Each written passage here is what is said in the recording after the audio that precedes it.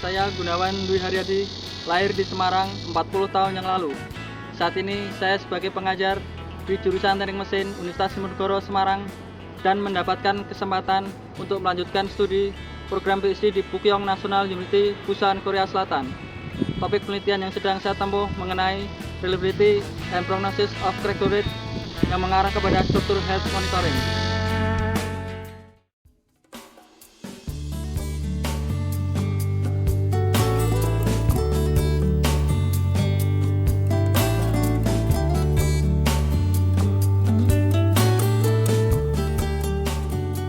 Penelitian PhD saya difokuskan mengenai prognosis of fatigue rate, salah satu cabang ilmu maintenance and reliability engineering.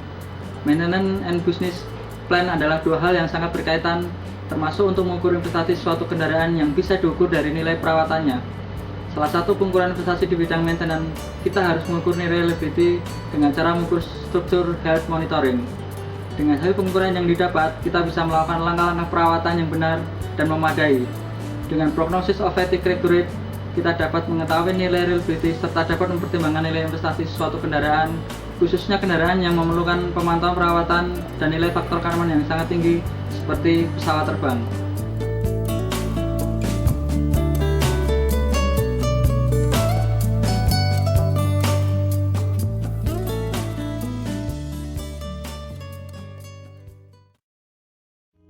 Fatigue rate adalah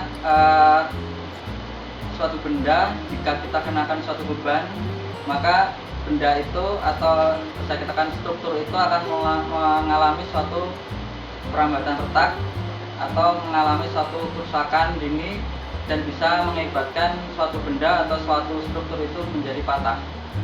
Untuk menangani suatu keretakan fatigue atau failure dalam suatu struktur dengan beban dinamis, salah satu penanganannya adalah dengan cara proses treatment atau di dalam suatu pengelasan kita sebut dengan post-loading treatment, sehingga suatu bahan tampak sambungan dengan post-loading treatment, struktur dari suatu rangka atau suatu struktur dari suatu benda atau bangunan itu tampak menjadi suatu benda yang homogen dan tidak tampak sambungannya, sehingga lebih bisa memperkuat struktur rangka dan beban tersebut akan bisa mampu menahan beban-beban dinamis dari luar, sehingga seperti contoh konstruksi di pesawat terbang, di kendaraan bermotor atau di kereta api yang mengalami beban dinamis, struktur tersebut akan menjadi lebih kuat sehingga reliability akan semakin meningkat.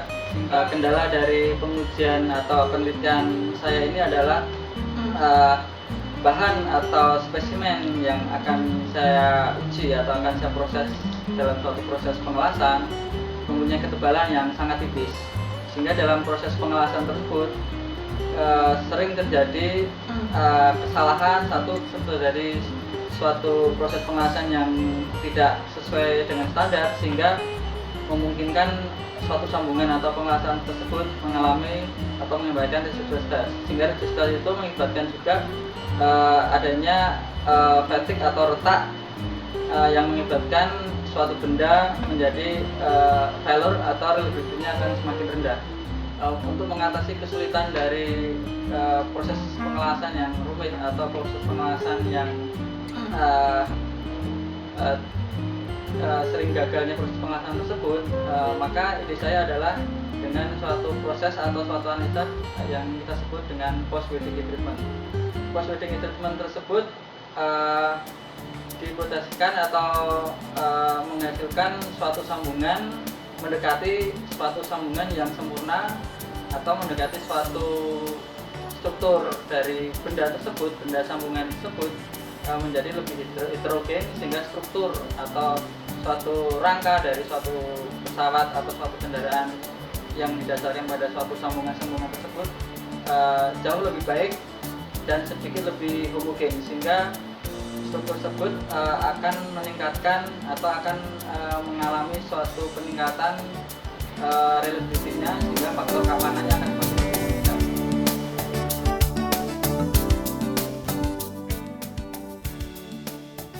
Setelah menyelesaikan program PhD, harapan terbesar saya adalah dapat berkontribusi dalam memperbaiki sistem perawatan alat-alat transportasi di Indonesia menuju hasil yang lebih baik, serta meningkatkan nilai faktor keselamatan. Saya berharap dapat berkontribusi langsung bersama Komisi Nasional Keselamatan Transportasi dan memberikan beragam masukan dan solusi yang berguna bagi sistem keamanan transportasi di Indonesia. Faktor keamanan sarana transportasi merupakan prioritas yang tertinggi, maka secara langsung akan memengaruhi nilai investasi di Indonesia.